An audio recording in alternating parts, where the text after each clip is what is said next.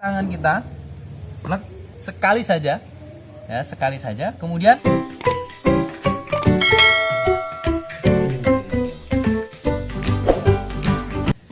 Assalamualaikum warahmatullahi wabarakatuh. Alhamdulillahirabbil alamin. Wassalatu wassalamu ala Rasulillah amma ba'd. Apa kabar teman-teman semuanya?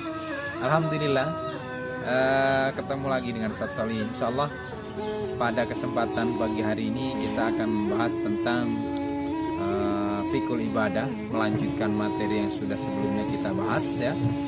Materi pertama yang kita bahas waktu itu ialah terkait dengan wudu. Nah, kemudian ada hal-hal yang membatalkan wudu, ada juga najis dan juga istinja. Nah, kali ini teman-teman, lanjutan dari materi wudu ya. Kita akan mengenal tata cara tayamum. Apa sih tayamum itu?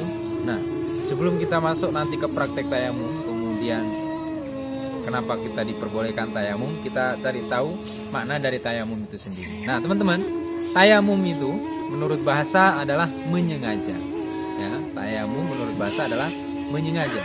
Sedangkan menurut istilah, tayamum adalah bersuci ya dengan debu atau tanah ya. Kemudian dengan cara ditepukkan tangan kita ke tanah, kemudian dibasuhkan ke muka dan ke dua tangan. Nah, itu pengertian dari tayamum menurut istilah adalah bersuci dengan tanah yang ditepukkan dengan tangan, kemudian dibasuhkan ke muka dan tangan dengan niat menghilangkan hadas ya, karena tidak mendapatkan air. Nah, ini yang penting, karena tidak mendapatkan air. Nah, kalau ada air nggak boleh kita tayamum. Nah,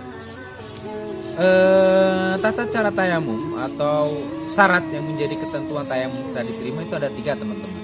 Ya, yang pertama adalah niat dalam hati. Ya, niat dalam hati sesuai dengan hadis Nabi Shallallahu Alaihi Wasallam yang menggambarkan terkait dengan niat ini ialah innamal a'malu binniyat.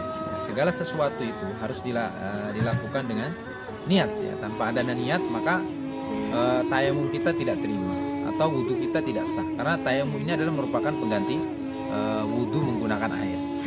Kemudian yang kedua ialah mengucapkan lafaz Allah Subhanahu wa taala atau bismillah tadi ya. Jadi saat menepukkan tangan bismillahirrahmanirrahim, ambil tanah kemudian basuh muka dan tangannya. Nah, bismillah ini sesuai juga dengan hadis Nabi Shallallahu Alaihi Wasallam, la sholata liman lam yatawaddo. Nah, gitu ya. Tidak ada sholat baginya, tidak ada sholat ya sebelum ia melaksanakan wudhu. Dan juga ditegaskan lagi, la wudu'a liman lam yadhkurismallah. Jadi tidak ada wudhu bagi seseorang sebelum dia menyebut nama Allah Subhanahu wa taala. Itu yang kedua. Nah, yang ketiga adalah apa? Ya, tata caranya tadi ya. Mengambil tanah, kemudian ditepukkan atau ditiup tadi, kemudian dibasuhkan ke muka dan kedua tangan. Nah, itu yang ketiga. Jadi 3 cara ini atau 3 syarat ini harus dipenuhi. Kalau kita tayamum langsung ambil tanah kemudian diusapkan muka tanpa niat dan tanpa bismillah, maka wudhunya tidak sah. Atau sebaliknya, kita tayamum tanpa mengucapkan bismillah saja, itu tidak sah. Nah, berikutnya adalah ada 6 keadaan yang dibolehkan kita untuk bertayamum. Nah, yang pertama apa teman-teman? Yang pertama adalah tidak adanya air. Ya, tidak adanya air. Nah, mungkin banyak sebabnya. Mungkin karena musim kemarau berkepanjangan, akhirnya tidak kita mendapatkan air. Sedangkan kita mau sholat, gitu ya. Atau kita mau mencoba berusaha untuk membeli pun tidak mendapatkannya, ya kan?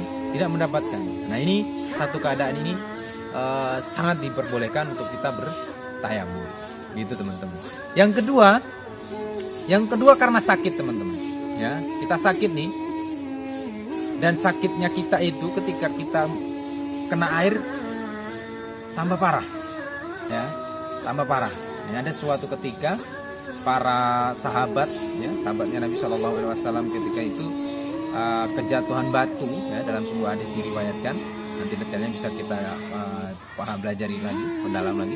Kena batu, kemudian dia malamnya mimpi basah atau janabah, gitu ya. Lagi dalam keadaan hadas besar. Kemudian dia tanya ke teman-temannya, wahai teman-teman, apakah boleh saya bertayamum karena saya punya luka? Nah gitu kan, saya punya luka. Akhirnya tidak ada rukhsah bagimu untuk bertayamum, kata dia, kata sahabatnya ini tadi ya. Tidak ada rukhsah atau tidak ada keringanan bagimu untuk bertayamum, kamu masih bisa mendapatkan air gitu. Nah akhirnya dia pun mandi besar, qadarullah mati.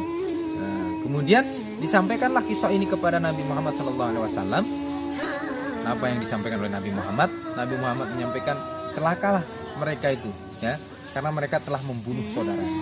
Kenapa tidak bertanya kepada kami, gitu? Atau kenapa tidak bertanya kepada orang yang lebih tahu? Nah, ini akhirnya cukup baginya bertayamum. Jadi orang yang luka tadi, yang punya sakit tadi, sebenarnya cukup untuk bertayamum. Cuman karena dia tidak tahu, teman-temannya tadi tidak tahu, akhirnya dia dianjurkan tetap untuk mandi, kemudian mandi, qadarullah meninggal. Nah ini teman-teman, dua keadaan. Yang ketiga adalah suhu udara yang sangat dingin, ya. Nah ini biasanya terjadi pula kalau kita lagi musim dingin gitu, atau orang-orang yang di kutub sana, karena dia tidak punya penghangat air, akhirnya membuat dia untuk mendapatkan rukhsah boleh bertayamum. Karena saking dinginnya, ya, ketika kita jangan kamu memegang air gitu ya, kena lantai aja langsung kena, kayak seakan-akan menusuk tulang gitu ya, menusuk tulang. Kena barang yang antik atau kayak misalnya piring dan lain sebagainya, itu dinginnya luar biasa gitu ya. Akhirnya harus bertayamum. Nah ini keadaan ini diperbolehkan. Nah kemudian yang keempat ada air, akan tetapi kita tidak bisa menjangkaunya, atau ketika kita mau mengambil itu resikonya besar. Ya misalnya kita lagi di hutan nih, kemudian kita lagi di puncaknya misalnya, di tebing, bawah tebing itu ada air. Ya kalaupun mau mendapatkan air kita harus menuruni tebing tersebut.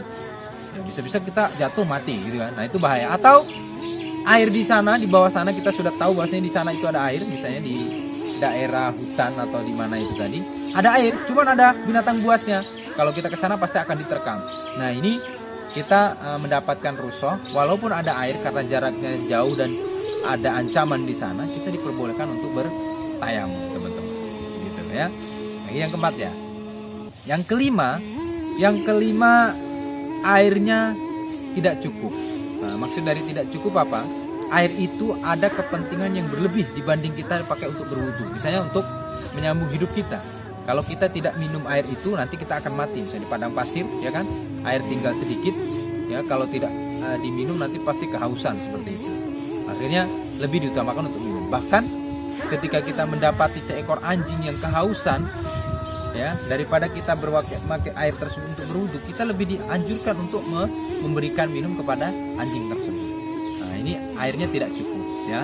Poin kelima. Poin yang keenam, ya. Poin yang keenam adalah waktu sholatnya mau habis, gitu ya. Kita sudah cari-cari ini dari tadi ya, cari-cari air, kemudian tahu di sana ada air nih. Cuman waktu sholat kita tinggal sedikit, ya. Kalau kita menuju air tersebut nanti kita akan terlewat sholat tersebut. Nah ini boleh kita di satu keadaan tersebut kita bertayamum. Nah seperti itu teman-teman, ya. Itu tadi 6 syarat yang dibolehkan bagi kita untuk bertayamum. Nah, baik teman-teman, berikutnya kita akan praktek tayamum. Ya, praktek tayamum kita tentunya diusahakan atau dianjurkan untuk mencari tanah atau debu. Ya, kalaupun tidak mendapatkan debu, sebenarnya banyak ya media yang bisa digunakan.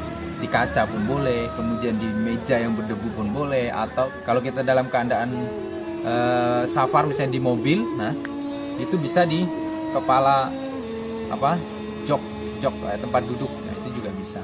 Nah pertama-tama ya kita persiapkan dulu, karena kita mau praktek dulu, jamnya dilepas dulu ya, pas, kemudian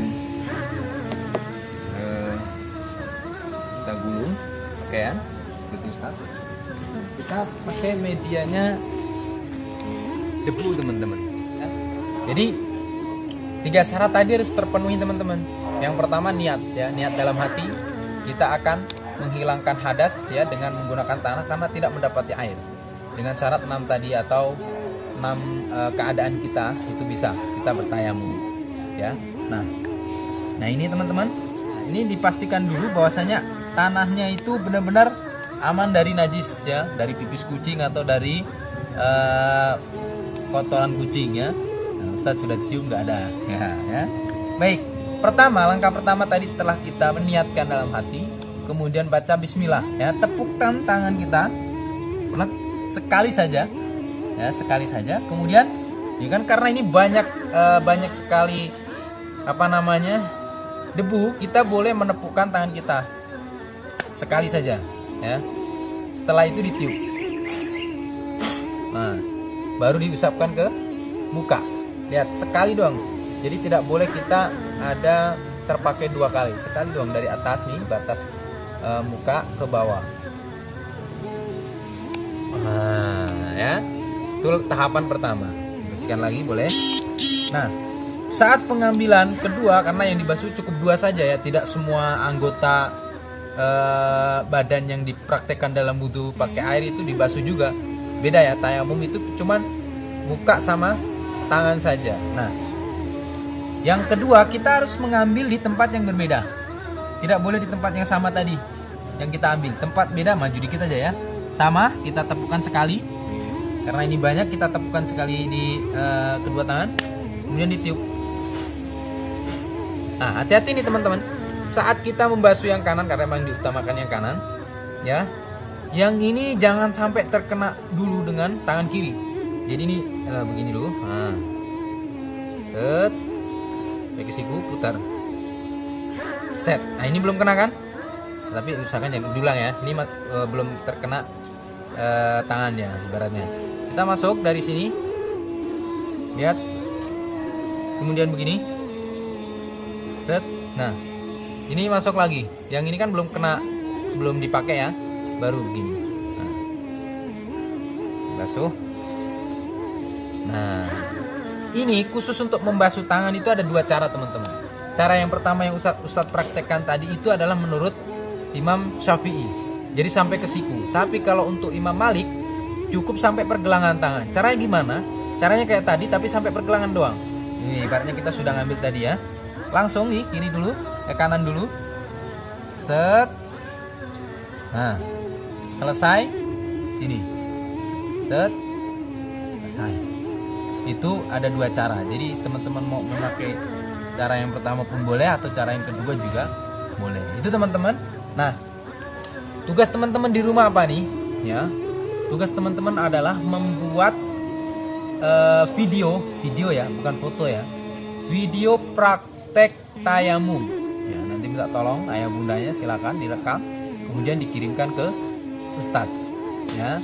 Jadi itu tugas teman-teman untuk pembelajaran fikih ibadah ini. Jadi Ustadz harap teman-teman semuanya mengerjakan, ya, supaya ada Ustadz tahu nih evaluasinya. Teman-teman sudah paham belum dan sudah bisa belum mempraktekkan tayamum. Karena ini tentu nanti suatu saat teman-teman akan mendapati keadaan tersebut. Dengan begitu teman-teman bisa belajar dan bisa langsung mempraktekkan. Ya, harapannya gitu. Kita lagi belajar nih, kemudian teman-teman paham. Nanti di suatu ketika teman-teman butuh ilmu tersebut sudah langsung bisa dipraktekkan sesuai dengan syariat Nabi Sallallahu Alaihi Wasallam. Itu teman-teman pembelajaran hari ini. Syukron lakum. Mudah-mudahan teman-teman bisa memahami. Jazakumullahu khairan ala husni istimaikum. Assalamualaikum warahmatullahi wabarakatuh.